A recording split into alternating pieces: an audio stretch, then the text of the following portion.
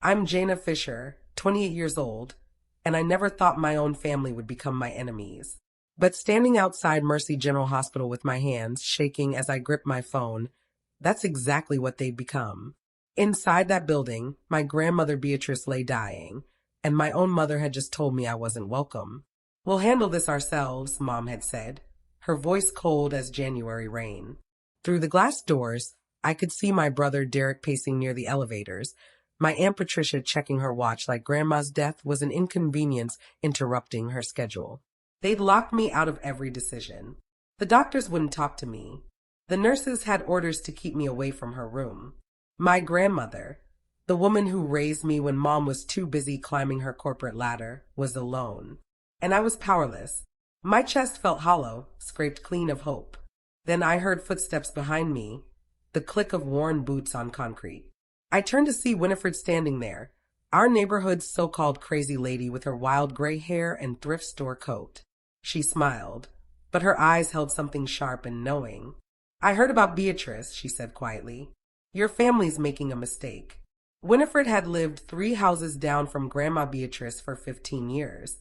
Everyone called her eccentric, odd, the woman who talked to stray cats and collected recycling at dawn. Kids whispered she was a witch. Adults just avoided her. But Grandma loved her. They'd drink coffee on the porch every Saturday morning, laughing about things I never understood. Now Winifred stood before me, her weathered face serious. "I can take care of her," she said, not asking, stating. "When they discharge her, because they will, they'll dump her somewhere cheap. But I have space. I have time. And I actually give a damn." My throat tightened. "Why would you do that?" "Because I've been where you are." Her voice dropped. "I know what family betrayal looks like. And I know how to make people regret their cruelty." Something in her tone made me pause. This wasn't just kindness. This was strategy. "What do you mean?" She touched my arm gently. "Let them think you've given up. Play along. Then we do this my way." I'd spent my whole life being the peacemaker, the quiet one, the girl who never made waves. Maybe it was time to become someone else. That night, I couldn't sleep. I lay in my apartment staring at the ceiling, Winifred's words circling my mind like vultures. Could I trust her? She was practically a stranger despite years of neighborly distance. But what choice did I have? Mom had made it clear I was persona non grata. Derek had blocked my number. Aunt Patricia sent a single text. "Stop causing drama. We know what's best." What's best? The phrase tasted like poison. I pulled out my phone and scrolled through old photos. Grandma Beatrice at my high school graduation, beaming with pride while Mom checked work emails. Grandma teaching me to bake her famous apple pie when I was 8. Grandma defending me when Mom said my art degree was worthless. She'd been my anchor in a family of people who measured worth in dollar signs and status symbols. Now, they were letting her die because caring for her was inconvenient. My phone buzzed. Unknown number. "It's Winifred. Tomorrow, go to the hospital. Cry. Apologize to your mother. Tell her you overreacted. Make her think you're backing down. Trust me." I stared at the message. Then I typed back, "Okay." The hospital cafeteria smelled like disinfectant and overcooked vegetables. Mom sat across from me, her designer blazer perfectly pressed, her expression carved from ice. "I'm glad you came to your senses," she said, stirring artificial sweetener into her coffee. "This has been hard on all of us, Jana." My name in her mouth sounded like an accusation, like I'd personally caused all this trouble. I forced tears into my eyes. Not difficult considering my grandmother was 4 floors above us, dying. "I'm sorry, Mom. I just love her so much. I wasn't thinking clearly." She reached across the table and patted my hand like I was a dog who'd finally learned to sit. "I know, sweetie, but Beatrice needs professional care. We're looking at facilities now. Derek found a place in Ohio that's very affordable." Ohio, 2 states away, where none of US would have to see her. Where she'd die alone among strangers. That sounds good. I lied, my voice steady despite the rage building in my chest. "Whatever you think is best." Mom's shoulders relaxed. "I knew you'd understand eventually. You've always been dramatic, but you're not stupid." The insult landed soft, casual, practiced. She'd been doing this my whole life. These little cuts that made me doubt myself. After my performance with Mom, I met Winifred at a diner across town. She sat in a corner booth, nursing black coffee and studying a small notebook. When I slid in across from her, she didn't look up. "You did well," she said. "Your mother thinks she won." "That's exactly what we need." "What's the plan?" I asked, desperate for something concrete to hold on to. Winifred finally met my eyes. "They're going to discharge Beatrice in 3 days. The Ohio facility won't have space for 2 weeks. Your mother plans to put her in temporary care at Sunset Hills." My stomach dropped. That place has violations. The news did a story, exactly. It's cheap, it's terrible, and your grandmother will deteriorate there. Winifred's voice was calm, clinical. "So we're going to intercept. I'll take her home with me. Your family will think she's at Sunset Hills because I'll handle the paperwork." "How?" "I used to work in medical administration. I know how the system works, where the cracks are. We'll make it look legitimate enough that no one questions it for weeks. By then, Beatrice will be stronger and we'll have what we need." "What do we need?" I asked. Winifred smiled slowly. "Evidence that destroys them completely." I barely slept that night either. Every time I closed my eyes, I saw Grandma's face, the way she'd looked 3 months ago before the stroke. Her sharp eyes, her quick laugh, the way she'd squeeze my hand and say, "You're the only one who sees me, kiddo." Now she couldn't speak, could barely move her left side. And my family saw her as a problem to be warehoused and forgotten. The guilt crashed over me in waves. How had I let things get this bad? I should have fought harder when Mom started making decisions without me. Should have hired a lawyer, made noise, refused to back down. But I'd been raised to be agreeable, to not cause scenes, to trust that family meant something. What a stupid, naive child I'd been. My phone glowed in the dark. Another message from Winifred. "Doubt is natural. Guilt is a weapon they've used on you for years. This week, you become someone new, someone who fights back." I read it 3 times. Then I got up and started making a list of everyone who'd ever told me I wasn't enough. Mom's name was first, Derek second. The list grew longer than I expected, but writing it down felt like taking back power, one name at a time. Winifred's house smelled like lavender and old books. She'd converted her dining room into a makeshift bedroom, complete with a hospital bed she'd somehow acquired, medical supplies organized on shelves, even a baby monitor system. "How did you afford all this?" I asked, stunned by the setup. She smiled, that knowing expression again. "I have resources people don't know about. And I've been planning this for a while." "Planning what exactly?" She sat down at her kitchen table and opened her notebook. Pages of meticulous notes, dates, names, financial records. "Your family isn't just cruel. They're criminals. Your mother has been slowly draining Beatrice's accounts for 2 years. Derek forged her signature on property documents. Patricia convinced her to change her will when she was medicated after a procedure." My blood went cold. "How do you know this?" "Because I pay attention. Because Beatrice told me things she didn't tell you, probably to protect you. And because I've been documenting everything." Winifred tapped the notebook. "This is leverage. But we need more. We need them to reveal themselves completely on record with witnesses. That takes patience and strategy." I stared at the notebook, feeling something shift inside me. This wasn't just about saving Grandma. This was about making them pay. The first tiny victory came on a Tuesday. I was having lunch with Mom, playing the dutiful daughter, when I casually mentioned Grandma's bank account. I was thinking, since I'm helping with bills, maybe I should see the statements, just to keep track. Mom's fork paused midway to her mouth. Just for a second, but I saw it. The flicker of panic. "That's not necessary. I'm handling everything." "I know, I just want to help. You've been so stressed." I kept my voice light, innocent. "It's a lot for one person to manage." "Derek and Patricia are helping," she said quickly. "We have a system. You don't need to worry about it." I nodded, letting it drop. But I planted the seed. That evening, Derek called me. "Mom says you're asking about Grandma's finances." "Why?"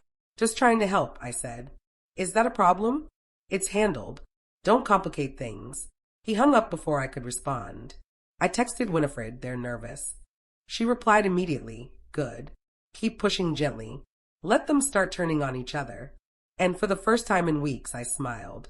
It felt dangerous and right. I hadn't meant to overhear them. I'd stopped by Mom's house to drop off some files she needed, using my old key because she told me to just let myself in. Her voice carried from the study, sharp and angry. I don't care what the lawyer said. We split it 3 ways, that was the deal. Derek's deeper voice responded. Patricia wants a bigger cut now. Says she did more work convincing Mom to change things. Patricia can wait. Once the house sells, I froze in the hallway. Grandma's house. The one she'd owned for 40 years. The one filled with my childhood memories. They were selling it. What about the girl? Patricia's nasal tone joined the conversation. What if Jaina finds out? She won't. She's too busy playing artist to pay attention. Mom laughed, cold and dismissive. Besides, I've got her convinced we're the victims here. Poor overwhelmed family doing their best. My hands clenched into fists. Playing artist. Like my degree meant nothing. Like I meant nothing. I backed out slowly, quietly, my heart hammering. They weren't just abandoning Grandma. They were stealing from her. And they thought I was too stupid to notice. I sat in my car for 20 minutes, shaking with rage. Then I called Winifred and told her everything. Winifred's plan was elegant in its simplicity. We'd let them continue their crimes while documenting everything. She had a friend, a paralegal named Francis, who knew how to gather evidence that would hold up legally. They're getting comfortable, Winifred explained. Comfortable people make mistakes. Your job is to stay close, keep playing the naive daughter. Ask innocent questions.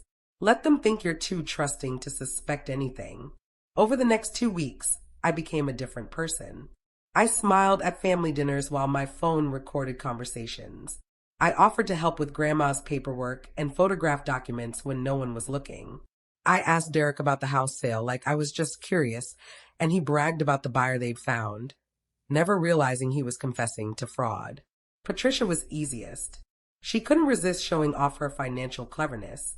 Over wine one evening, she walked me through how she'd convinced Grandma to sign a new power of attorney while recovering from surgery. She was so out of it, Patricia laughed. Didn't even read what she was signing.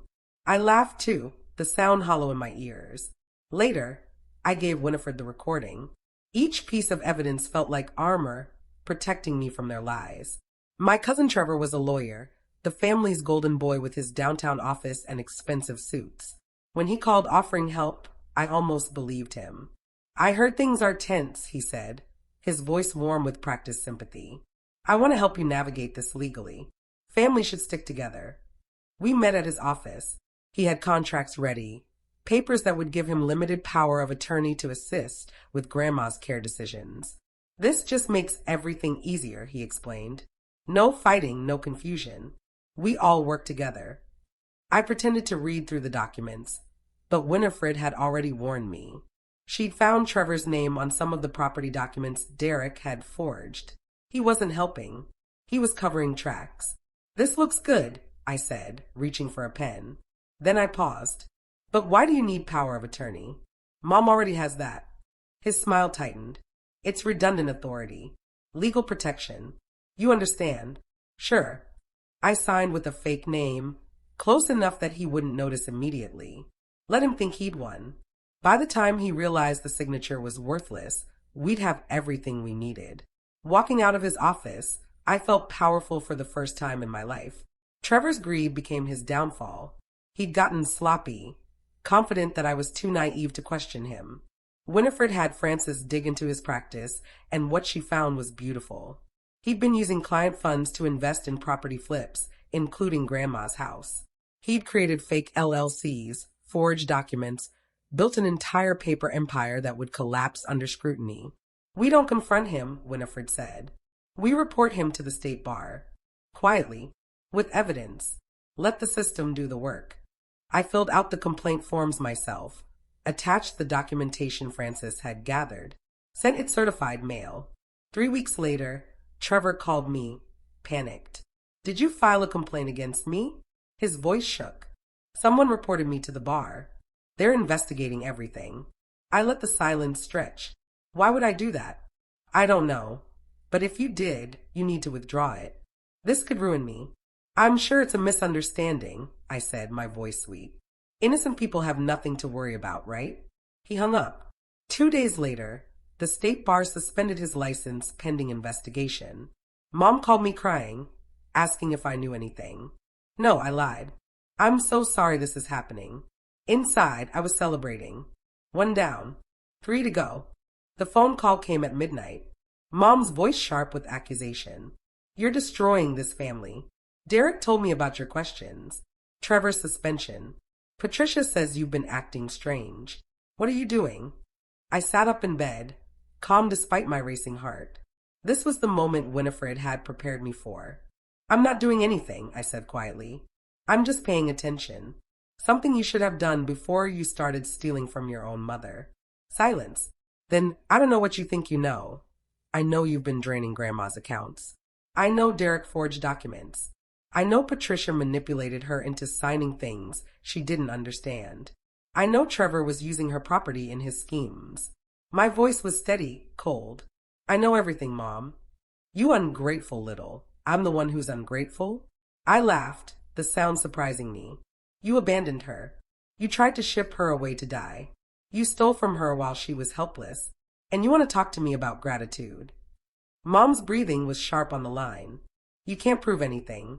Can I? I hung up. My hands were shaking, but not from fear. From power. From finally saying what I'd needed to say for years. The documentation became my obsession. Every conversation recorded. Every document photographed.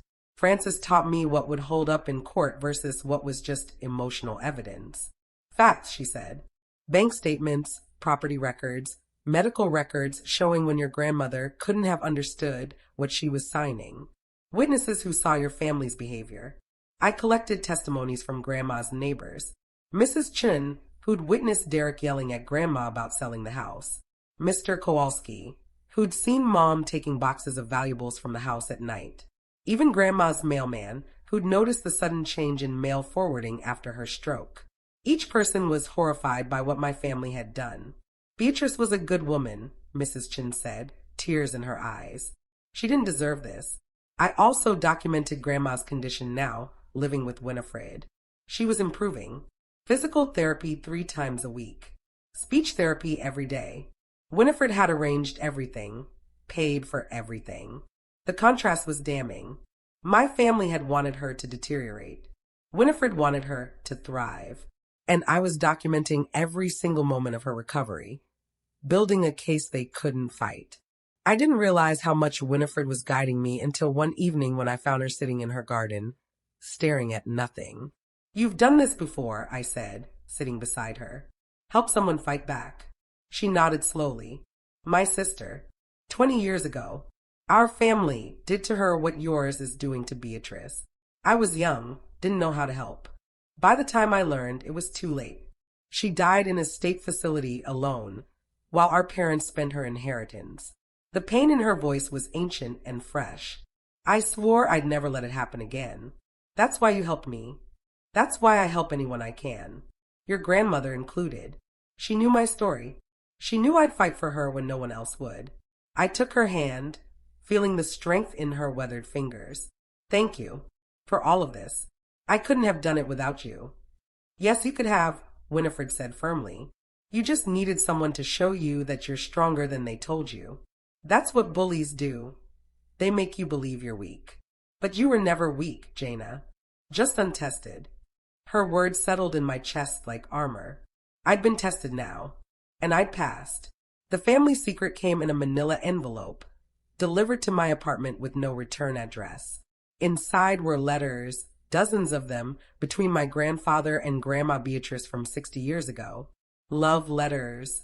Yes, but also something more. Details about money my grandfather had set aside specifically for Beatrice's care if something happened to him. Money that should have been untouchable in a trust. Money that my mother had somehow accessed and drained. I called Winifred immediately. How did you get these? I have my ways. Your grandmother mentioned them once, said they were in her safety deposit box. I convinced the bank manager that I was helping with her affairs. Technically legal since she'd added me to her authorized list years ago. The letters were damning. They showed intent, showed that my grandfather had specifically protected assets for Beatrice's old age. They showed that Mom had violated that trust, literally and figuratively. This is it, Winifred said. This is the piece that makes everything criminal, not just unethical. Financial elder abuse with documented intent to circumvent protection. I held the letters carefully, my grandfather's handwriting shaky, but determined. He loved her so much. He did. And he trusted your mother to honor that love. She didn't. Now she pays. Mom showed up at my apartment at 7 in the morning, her face tight with barely controlled rage. We need to talk about this ridiculous campaign you're waging. I let her in, my phone already recording in my pocket. What campaign? Don't play stupid. The bar complaint against Trevor. The questions about finances. You're trying to destroy your own family. She paced my small living room. I'm trying to protect Grandma. She's being cared for at Sunset Hills. She's fine. She's not at Sunset Hills. I let the words land like stones. She's never been there. She's somewhere safe, somewhere you can't hurt her anymore. Mom's face went white. Where is she? Somewhere you'll never find her. Somewhere she's actually getting the care she needs instead of being warehoused until she dies. You kidnapped her, I saved her. From you. From all of you. I stepped closer, feeling braver than I'd ever felt. And I have evidence of everything you've done. Every dollar you stole. Every document Derek forged. Every manipulation Patricia pulled. Everything. You're insane, try me. My voice was steel. Try me and I'll bury you. She left without another word. An hour later, she had lawyers calling me. I didn't answer. Let them sweat. The betrayal came from Derek, of course. He'd always been Mom's favorite, the golden child who could do no wrong. I should have seen it coming. He called me, his voice slick with false concern. Hey, I think maybe we've all overreacted. Why don't we meet? Just us. Talk this through without the lawyers and drama. I agreed, knowing it was a trap, prepared for it. We met at a coffee shop downtown. He was wearing a wire. I could see it, poorly hidden under his shirt collar.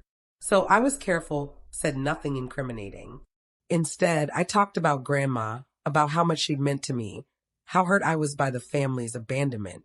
I cried, real tears, because the pain was real even if the performance was calculated. I just want what's best for her, I said. Don't you? Derek shifted uncomfortably. Of course, we all do. But you have to understand, the financial situation is complicated. How complicated can it be? Either you stole from her or you didn't. His eyes flickered. That's a serious accusation. Is it an accusation if it's true? I stood, gathering my things. Nice wire, by the way. Very subtle. His face went red. This isn't over. No, I agreed, walking toward the door. It's just beginning. The family meeting was held at Patricia's house, neutral ground they thought would intimidate me. I arrived with Winifred and Francis, a show of force that made Mom's jaw tighten. Everyone was there. Mom, Derek, Patricia, even Trevor with his suspended license and desperate eyes. Let's settle this like adults, Mom began, her voice tight. Jaina, you're clearly upset. We understand, but you've taken this too far. I opened my briefcase, pulled out the first folder. Bank statements showing transfers from Grandma's account to yours. $127,000 over 2 years. Silence. Next folder. Property documents with forged signatures. Derek, your handwriting expert, will confirm these aren't Grandma's signatures. Derek's face went pale. Next folder. Power of attorney documents signed while Grandma was on morphine after surgery. Patricia, that's called undue influence. Patricia started crying. Final folder. Letters from my grandfather establishing a trust specifically to prevent this. Mom, you circumvented that trust. That's a felony. Mom stood, her hand shaking. You can't prove any of this holds up in court. Francis spoke for the first time. Actually, we can. And we will. The room erupted. But I sat there calm, watching my family finally face consequences. After the meeting exploded into shouting and threats, Winifred drove me home. I was shaking, adrenaline finally crashing. You did perfectly, she said. They're cornered now. Scared. That's when people make their worst mistakes. What if they come after me legally? I asked. What if they twist this into me being the criminal? They'll try. But we have truth on our side. And truth, when properly documented, is stronger than any lie they can tell. She pulled up outside my apartment. This next part is going to be hard. They're going to try to destroy your reputation. Paint you as unstable as the one manipulating a sick old woman. You need to be ready. How do I prepare for that? Winifred smiled, sad but knowing, by remembering why you're doing this. Not for revenge, though that's satisfying. For justice. For your grandmother's dignity. For the girl you were who watched her family be cruel and thought she was powerless to stop it. That night, I sat in Grandma Beatrice's room at Winifred's house. She was sleeping, her breathing steady. I held her hand, feeling her pulse. I'm fighting for you, I whispered. Like you fought for me. And I meant it with everything in me. The unraveling started with Trevor. The state bar investigation expanded into criminal charges. He panicked, agreed to testify against Derek in exchange for reduced penalties. With Trevor's testimony, prosecutors could prove Derek's forgery scheme extended beyond just Grandma, that he'd been using Trevor's legal practice to scam other elderly clients. Derek was arrested on a Tuesday morning. I wasn't there, but Mom called me screaming, blaming me for destroying her son's life. I destroyed nothing, I said calmly. He destroyed himself. Patricia was next. The nursing home authorities discovered she'd pulled the same power of attorney trick with 3 other patients. She lost her healthcare license, faced fraud charges, became unemployable in the field she'd worked in for 20 years. Mom lasted longest. She hired expensive lawyers, threw money at the problem. But the evidence was overwhelming. Financial elder abuse, theft, conspiracy. The DA's office built a case that could send her to prison for 7 years. She tried to plea bargain, offered to return the money, admit wrongdoing, anything to avoid trial. But I said no. No deals. Full accountability or nothing. They'd shown Grandma no mercy. I'd show them the same. Mom's final move was desperate and predictable. She went public, did an interview with a local news station painting herself as the victim. My daughter has turned against us, she said, tears streaming down her carefully made-up face. She's using my mother's illness to destroy our family. I'm not perfect, I made mistakes, but this is cruel. The reporter ate it up. The piece aired during prime time, painting me as vindictive, painting them as a family torn apart by greed and miscommunication. I waited 24 hours. Then I released everything to the press. Bank records, forged documents, recorded conversations. Francis had prepared a comprehensive packet that told the real story, not Mom's fiction. The same reporter who'd done the sympathetic piece called me. Why didn't you tell us this before? You didn't ask, I said. You assumed my mother was telling the truth because she cried on camera. That's what people like her count on. That victims who don't perform suffering correctly aren't believed. The follow-up piece was devastating. It showed everything, Mom's lies exposed frame by frame. Within days, her reputation was ash. Her friends stopped calling. Her country club membership was quietly revoked. She became the cautionary tale she deserved to be. The trial lasted 3 weeks. I testified for 6 hours, walking the jury through the timeline of abuse and theft. I showed them photos of Grandma before and after, the difference between my family's care and Winifred's. I read my grandfather's letters aloud, my voice breaking as I explained how Mom had betrayed his trust. The defense tried to paint me as bitter, as someone who'd manipulated a sick woman for my own gain. But the evidence was ironclad, the testimony overwhelming. Even some of their own witnesses cracked under cross-examination. The verdict came on a Friday afternoon. Guilty on all major counts. Mom showed no emotion as they read each one, but I saw her hands shaking. The judge was harsh during sentencing. This court has rarely seen such callous disregard for a vulnerable person's well-being. The defendant's own mother was treated as a resource to be exploited rather than a human being to be cherished. 5 years in prison. Full restitution.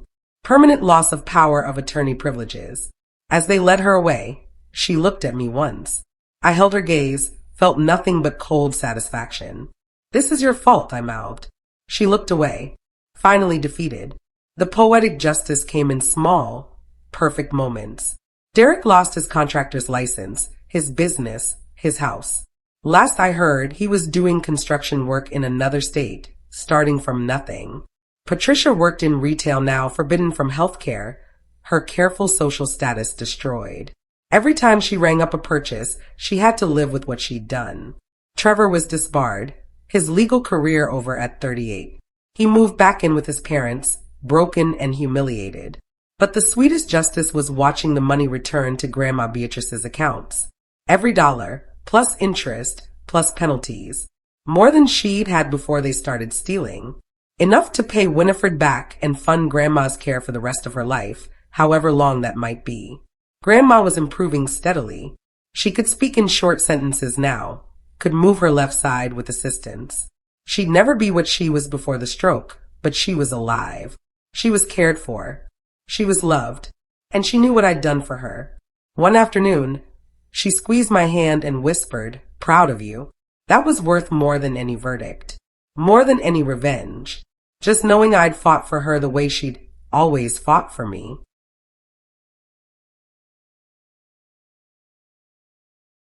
Six months after the trial, I stood in Grandma Beatrice's old house, the one my family had tried to steal and sell. The courts had returned it to her, and we were fixing it up slowly. I'd moved in, becoming her live-in caregiver with Winifred's help and guidance. We had coffee on the porch every Saturday morning, the three of us. Grandma would smile at our conversations, sometimes adding a word or two. Winifred would tell stories about her sister, about the fight she'd won too late.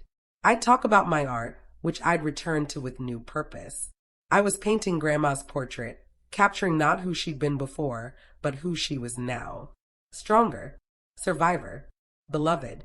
The family tried reaching out occasionally. Derek sent a letter I never opened. Patricia called from a number I blocked. Mom would be in prison for 3 more years. I felt nothing when I thought about them now. No anger, no sadness, just distant acknowledgement that they existed somewhere in the world.